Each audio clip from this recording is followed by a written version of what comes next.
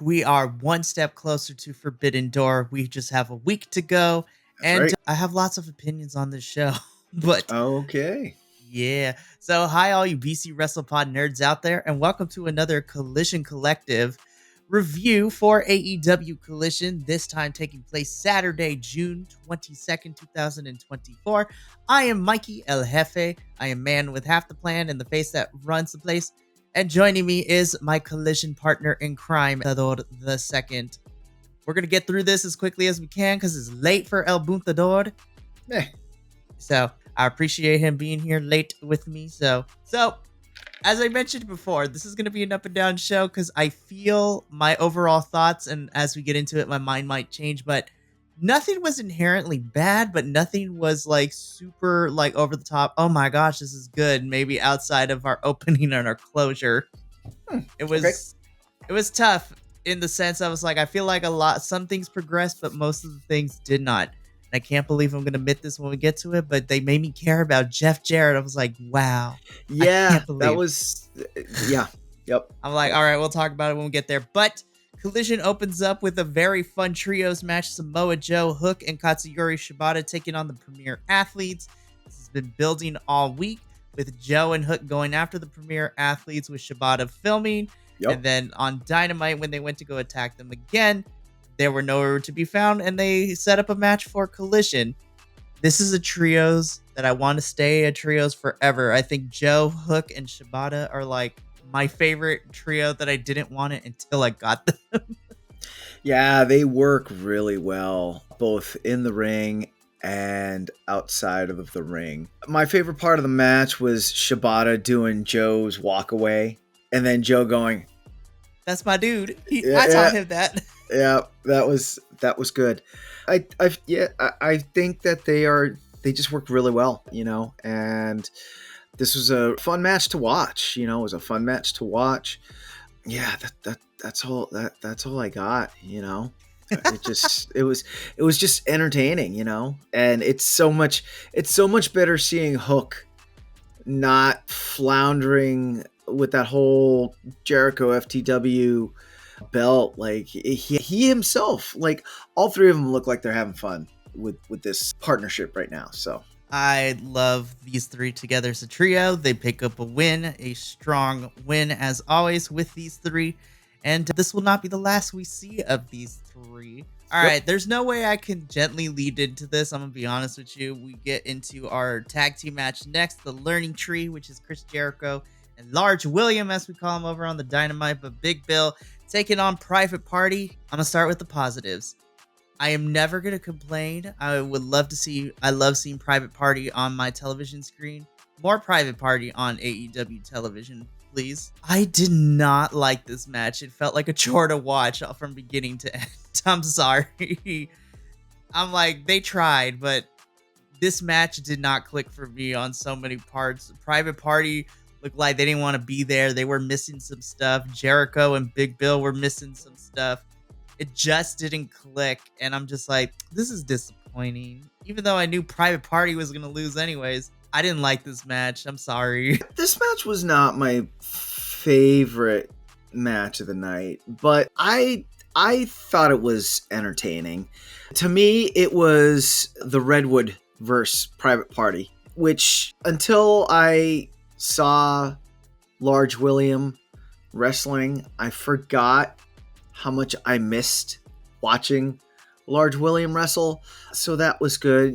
Private Party, I'm not sure what steps. I didn't see any steps that they were missing. Were they as high flying and as high energy as they normally are?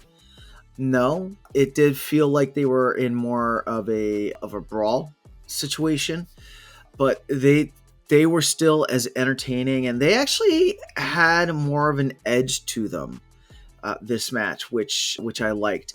The only thing I was not a fan of was the bad apple, Brian Keith, sneaking Brother Zay with, what was that, brass knuckles he snuck him with? Or Probably. Yeah, it happened so fast, and he got it into his pocket so fast. Yeah, I was not happy. I was not happy about that this is how we're using Brian Keith. Honestly, But it should have been Brian Keith and Large William versus Private Party. that's what I yeah, think I would. so too. I think I would Yeah, have liked this match more if you have like, I want to say younger because that's kind of rude to Chris Jericho, but like you have all the people that could still move pretty well in the ring. Go at yeah, it. yeah. You have, not to jump ahead or anything like that, but you kind of do what Christian Cage does with the Patriarchy. He sends Killosaurus and Nick Wayne out to do his dirty work, and then he just sweeps in and gets the 1, 2, 3.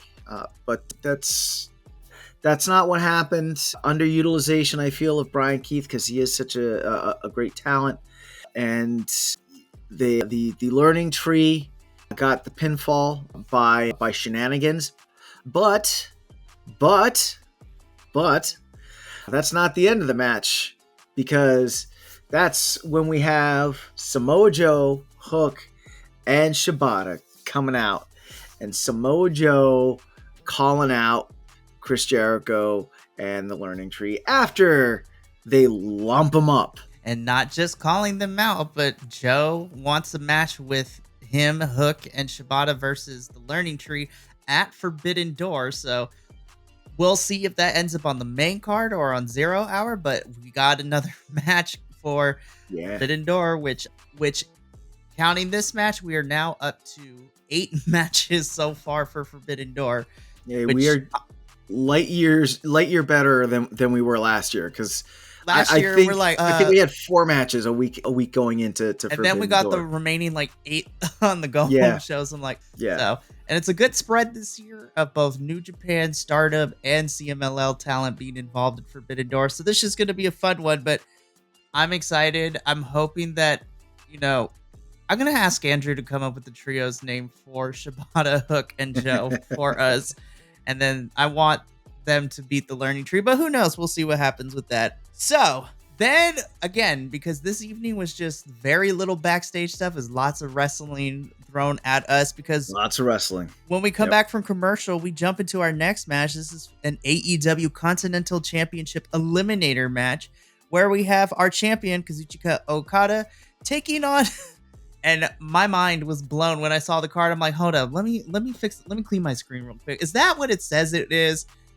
Ultimo Guerrero. Yep. Listen, I don't claim to be the biggest encyclopedia knowledge when it comes to Lucha Libre, but that is a name that is synonymous with Lucha Libre across the world. Even if you don't follow Lucha Libre closely, I'm like, that is legendary Mexican Lucha Libre status right there. Like, this is a legend. And I was just like, this is my reaction as soon as I just melted. I'm like, holy crap. I'm just like, I'm so excited for CMLL reviews now. I'm like, ah. Yeah. This was a good showing for Ultimo Guerrero, especially against Okada. When I saw this, I thought this was going to be just a squash match through and through, but it did not turn out to be that way. Ultimo Guerrero really, he was lumping up Okada for a good portion of the match, and it wasn't until Okada did classic heel removing of the mask, and that was it. That was it. So, but I thought it was good. I thought it was inventive, especially because Ultimo Guerrero is he's such a statesman when it comes to Lucha Libre and CMLL.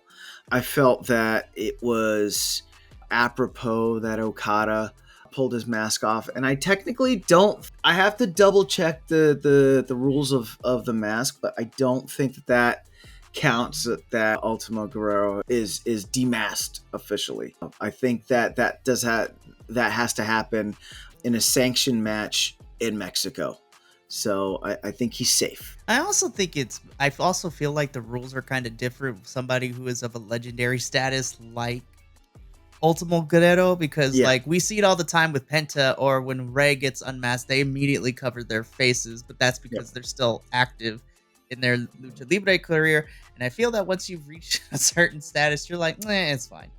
But what I found very interesting with this match too is that I was kind of surprised that I didn't see Okada go harder. But then again, when I thought about it, it's in line to what his current heel character is, because, him being with the EVPs and the Elite, he's more, I'm not going to take this match too seriously. And then it was only when he pulled off the mask and towards the end, he's like, oh, wait, no, I'm getting my butt handed to me. I should probably give it a little bit. Whereas Ultimo was on 100% the whole entire match. Yeah. So this was fun. Getting more CMLL representation. I mean, spoiler alert, but Atlantis Jr. and Kyle Fletcher are about to duke it out in some capacity in Mexico. In Mexico City. I cannot wait. Oh, it's gonna be Stay so tuned for that review next week as we preview our CMLL review team. Child. It's going to be, let me tell you.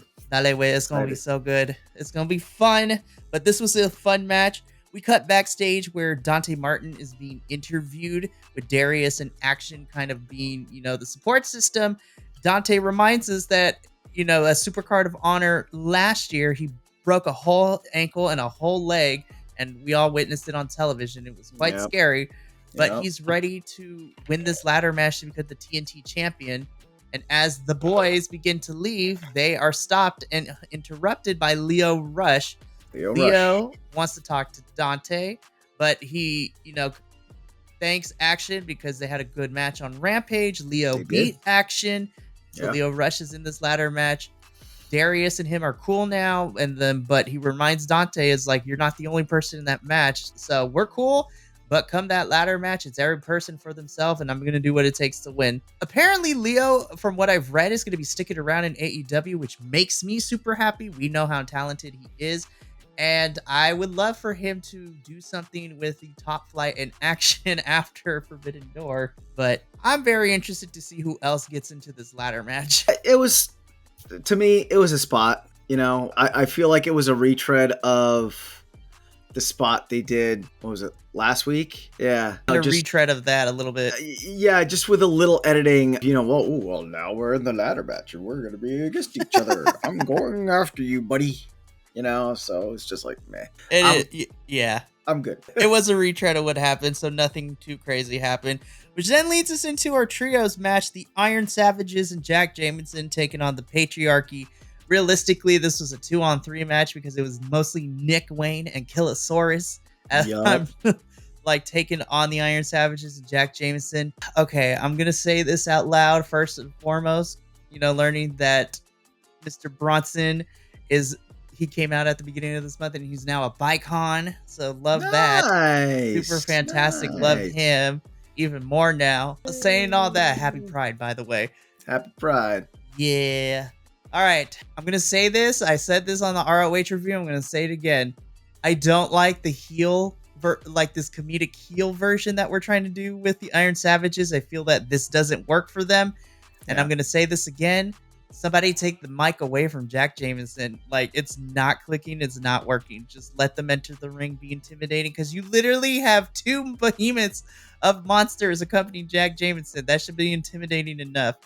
So somebody take the mic away from him. Now, as far as this match goes, this is kind of funny. It was Nick Wayne was also kind of emulating Christian Cage by being a little showboaty. It was kind of interesting to see Killosaurus over here doing a lot of the heavy lifting. Yeah, he did. And he's like, I'm the only one taking this seriously. All right, let's do this thing. And then he had to corral Nick Wayne and is like, get your butt over here. We got a match to fight. Yeah, Nick Wayne took a trip down to Titty City. So that was fun. I love that spot. I don't care what no one says. I thoroughly enjoyed the Nick Wayne tossing that Killosaurus did. That was fantastic. This was another entertaining match. I had a lot of fun with it.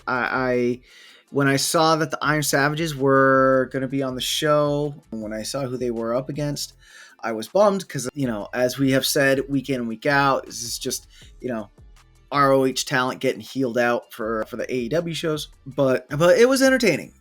I do agree. I'm not really the heel version of the Iron Savages isn't sticking for me. It especially didn't work for me tonight. I don't know why. I still love the Iron Savages though. I think they're great. I love their gimmick. I love their look. So, that was great. I did like how this, even though this was a trios match, this did turn into a 2-on-3 where you did have Killosaurus and Nick Wayne against the Iron Savages, and then Christian Cage just kind of like comes up and gets the easy pin. So I thought that was good. I thought it was a good change of pace in the show, and it added comedy, which I felt helped out in this very wrestling heavy show. It did. And ultimately, the Patriarchy do win. But again, it was interesting because Nick Wayne and Killosaurus did all the heavy lifting. And then Christian Cage came out to get the victory on the pin. And Killosaurus was like, really, my dude? This is what you were going to do now? I'm telling you, that Killosaurus turn is going to be epic. And I am looking forward to the day when it goes. I'm interested that they're juxtapositioning, the Patriarchy to go after the Bang Bang Gang for the Trios Championships, given the fact that it's a heel on heel kind of situation. Which, by the way, I kind of skipped over it, but I want to talk about this since we brought up the Bang Bang Gang. Juice is upset the fact that he can't defend these Trios Championships, and I'm sitting here. He was anointed. He was anointed. I was like, Tony Khan, you need to enact the Freebird rule. Why do we have to pause the story we're telling for the Trios Championships? You literally have a number one contender team in House of Black who is now a tag team since Buddy Matthews gone for a period of time.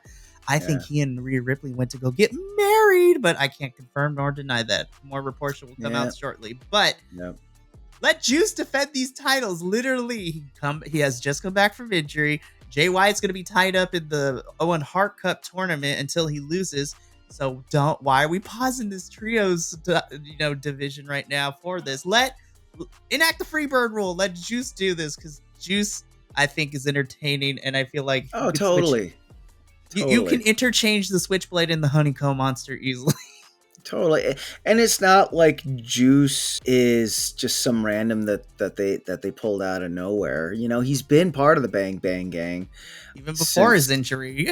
Before his injury. So I would like to see Juice and the Guns defending the title as trio champs, but Tony Khan apparently says not so we'll see what happens. Antonio, we need to talk. We're gonna talk about this. So we quickly get a recap video of Mercedes Monae.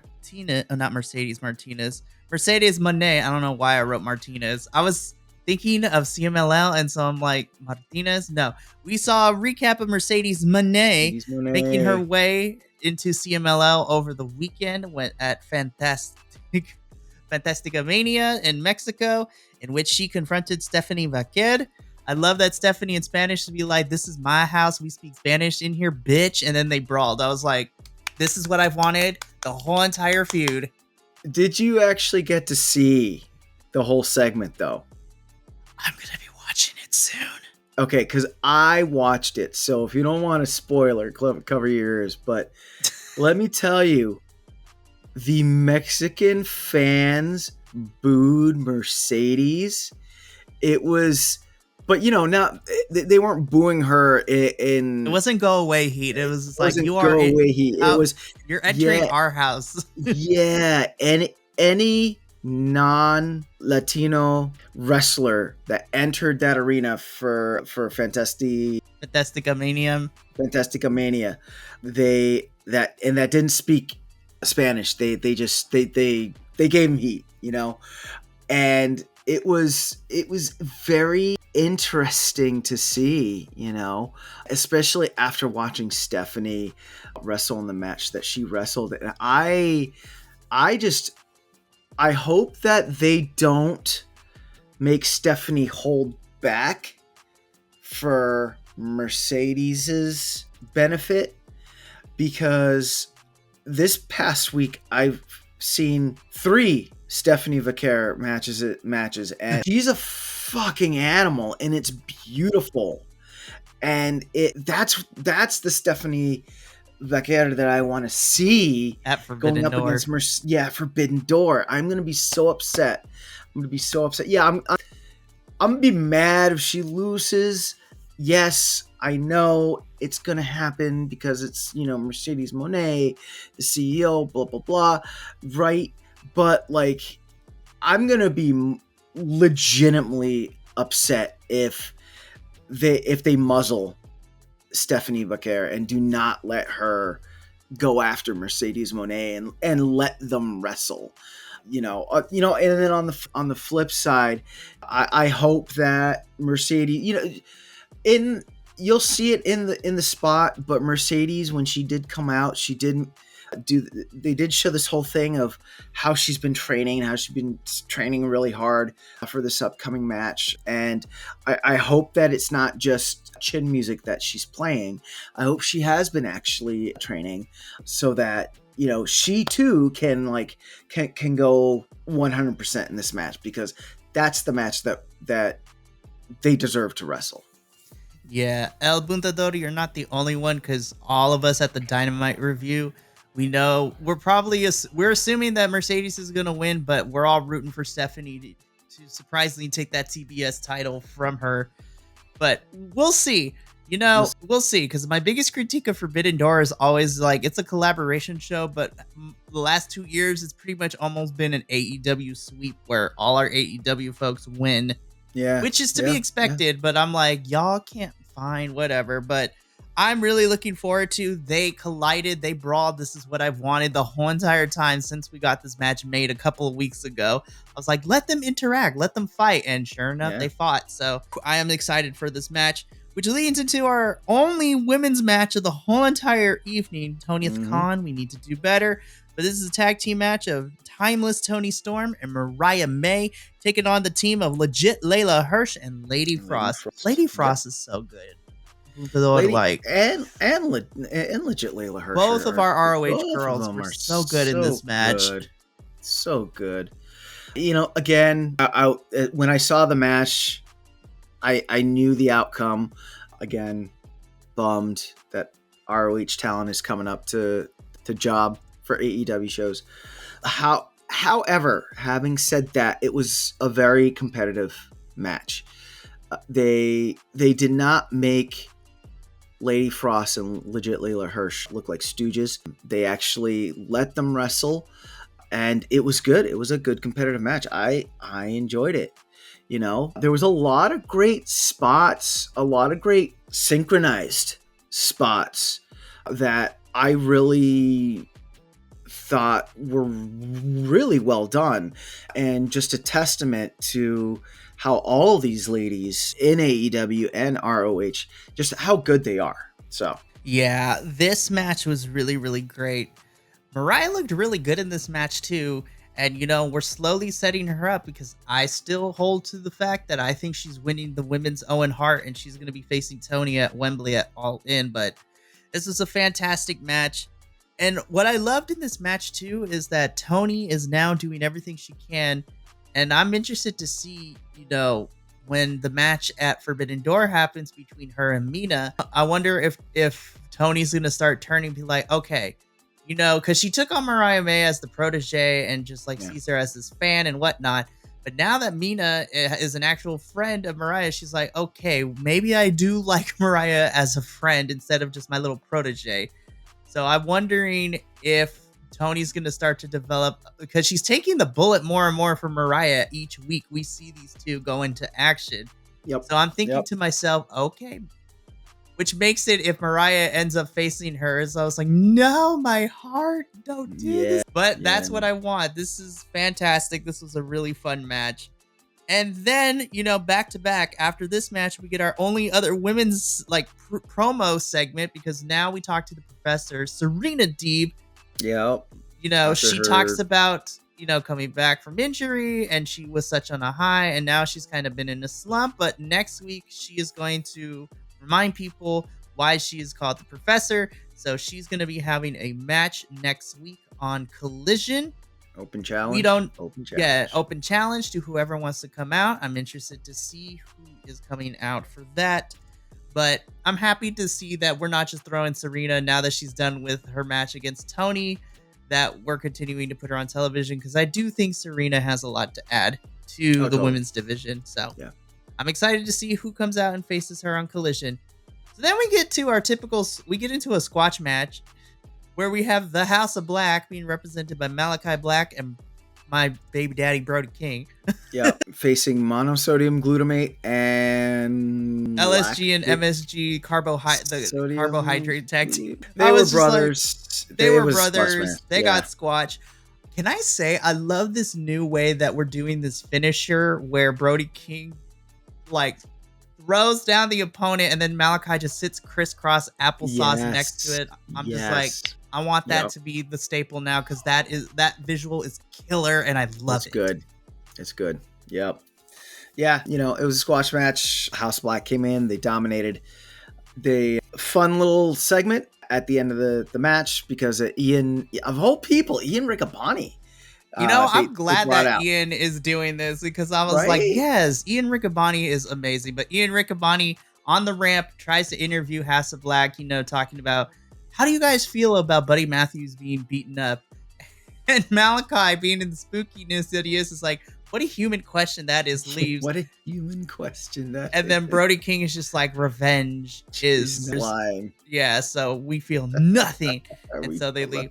This babyface turn for House of Black, I never thought I'd say this, but I'm liking that we're building them to be baby faces. Yeah, like a Addams Family style baby face. Yeah, love it. Cool, so good. Cool. Also, Brody King, call me. We'll talk about Luchador's baby daddy in a little bit, but we go from here and we get not necessarily another squash match because this went on a little bit longer, but I mean, let's be real, this was more one-sided than it really was back and forth. But we have a match with Echiseto taking on Daddy Magic, Matthew Menard. Yep.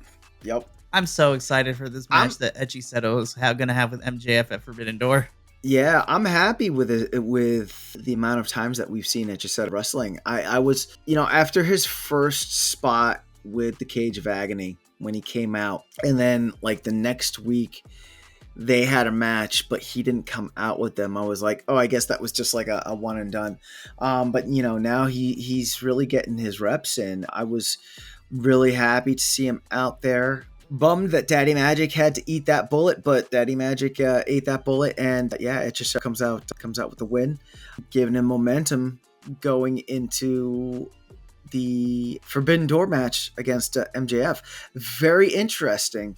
I hope that they do a little something this week to kind of hype it up a little bit more, especially on MJF's side, especially because he's in his hometown of Long Island.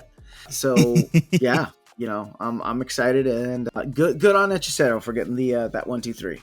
I know. If I had planned ahead, I may or may not have bought El Buntador tickets so he can go to Forbidden Door, but now we know for sure. Yeah. Well, I mean, Full Gear is in Newark this year, so that should be interesting.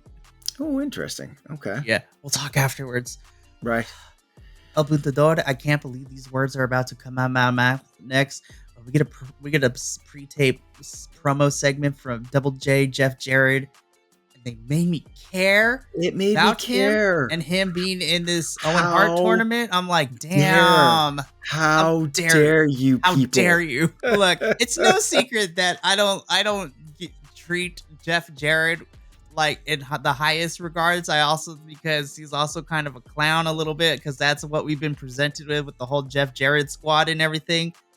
But this is some raw emotion, because I'm like, oh yeah, I forgot Jeff Jarrett does have personal friendship ties with the late Owen Hart, and he's still involved. And then he started shedding tears when he was talking about Owen's kids and everything. I was like, I don't know. I was just like, am I kind of rooting for him to go far in this tournament now? Is that what is happening? I'm like, but see, what's getting me though is because he's going up against a wild card. I'm like, who is this wild card? Yeah. That's the only downside. I was like, you can't give me this promo and then have him lose in the first round.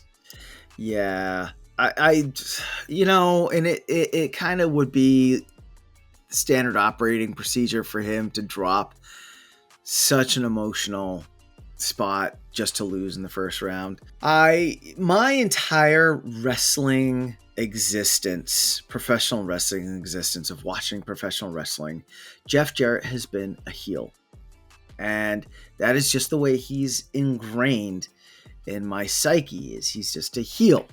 So for him to come out with this spot and like and drop that and show us that side, yeah, it got me, and I will be genuinely upset if he at least doesn't get to the final. Okay, if you don't want him to win the Owen Hart tournament, fine. Okay, but at least let him get through into the final, to the final match, because it does for him. It's coming from such a place of love, of love that he had for Owen. I remember watching them as a tag team, and a lot of the things that Jeff Jarrett was saying as a fan that lived and watched all of that happen, I was right there with him. So not to go a little step cheesier, but to have him at least get to the final. If this is the face he's going to wear wrestling in the Owen Hart tournament, it's going to feel like a piece of us that were all there during that time period and saw the things, that he'll be carrying us with him into that final. And I think it would just be a really nice, sensitive thing to do, but the wrestling gods have different wants and wills, so we will see what happens. Honestly, if they really wanted to, I would actually, I can't believe I'm saying this. I would love for Jarrett to be our underdog for this tournament and make his way to the final. But he has a tough road ahead of him, because on his side of the bracket, we don't know who the wild card is. So we don't know who that's going to be. And if Jeff Jarrett wins that match, he's either going to have to face Jay White or Rey Fenix, which is also going to be another challenge. And then if he somehow makes it to the tournament final, I'm going to be completely honest, he has a tougher challenge ahead of him, because he's either going to have to face Pac or Danielson, because I think Danielson's winning his match against Shingo Takagi at Forbidden Door. But I would kind of love for Jeff to make it to the finals but lose there. But even still, I'm just like, damn it, now you made me care about him. Right? How dare you, AEW? I'm mad at you, but not really. So then we get our bumpers for Dynamite and Collision next week. Dynamite's going to be a thing. This, like, Will and Swerve are now teaming up with the Can They Coexist match before the pay-per-view. I'm like, obviously, they're going up against Gates of Agony. There's no way they're losing, unfortunately. Yeah, there's a few of those matches this week. Yeah, I was like, yeah, it's fine. Dynamite, not so much. I'm going to tell you, though, this Collision card, though, the one match I'm super excited for is Hikaru Shida versus Dianna Perazzo in the women's Owen Hart. I was just like, listen, I don't care about none of the other matches on Collision. That is the one I'm looking forward to most next week. Oh, man. Give them 20 minutes. Give them 30. Give them the time they need to wrestle that match, because that's going to be such a good match. And if they just shoehorn it in like a 10-minute spot, rolling my eyes. We talked about it on Dynamite. We felt that Chris and Nyla should have been given like 15 minutes instead of like 8-10 minutes that they got. And so I'm just hoping that they get more time. Man, Willow versus Chris is going to be amazing, because they are going to fight it out. It's going to be good. But we reached our main event, El Buntador. This is for the AEW International Championship, where we have Will Ospreay, our international champion, defending against your baby daddy, Wolverine, Christian Cage.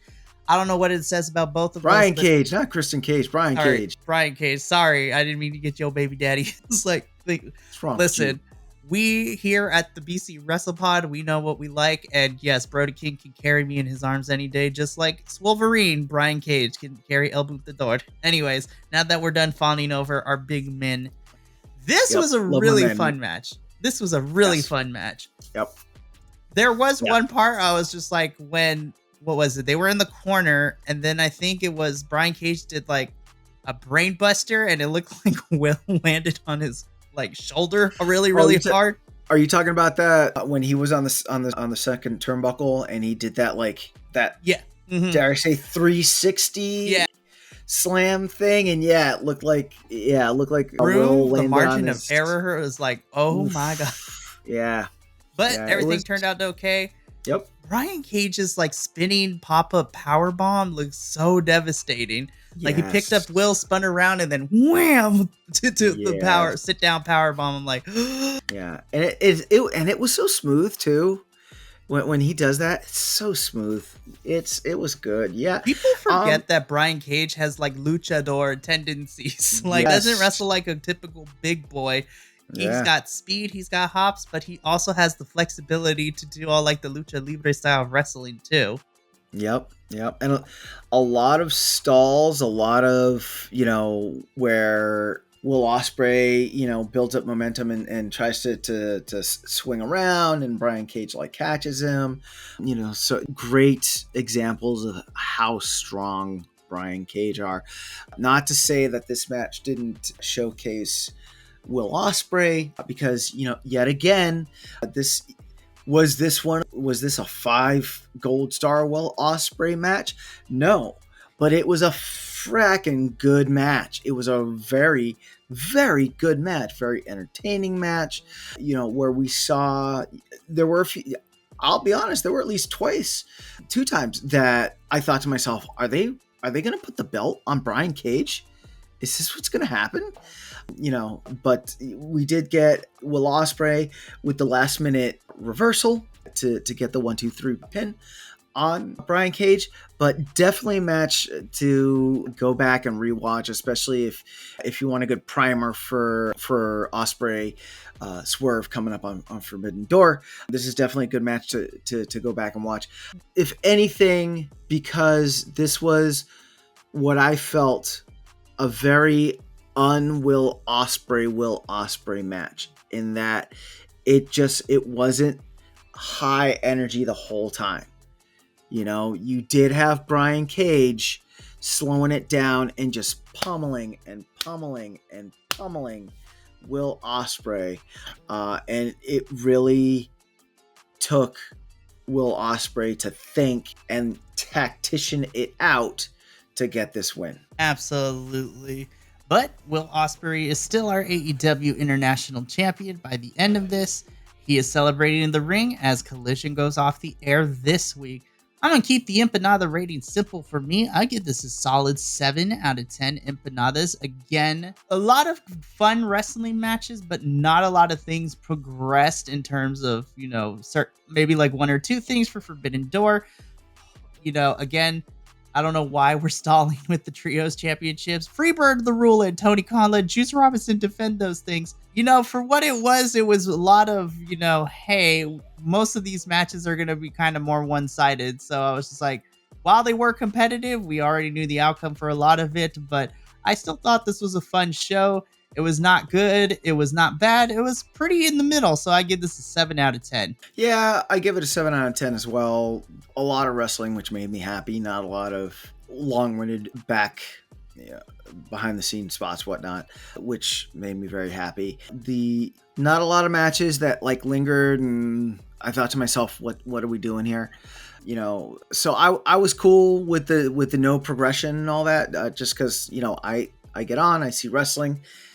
Lizard Brain is happy, so I'm a happy guy with that. So 7 out of 10 from me. Sweet. Well, that's gonna be it for this week's episode of the Collision Collective Review.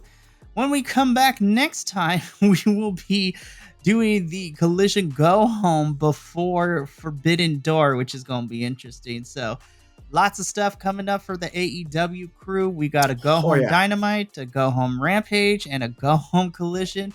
And then we are finally here at Forbidden Door. And then once that's over, El Buntador, then all of July is just strictly building to All In August, which is crazy. Yeah. But we got a pit stop with Death Before Dishonor for ROH, which is, check out our ROH reviews, because we gave our thoughts and opinions on. Hopefully they can start building to some stuff, because we're kind of getting worried, but that's neither here nor there. But from myself and El Buntador and the rest of the BC WrestlePod boys, remember, take care of yourself, love one another, stay Bi-Conic. But more importantly than anything, you should always believe that you deserve to finish your story. We will catch you for the Go Home show next week. But until then, adios, sayonara, and Billy Stark's outro. Bye.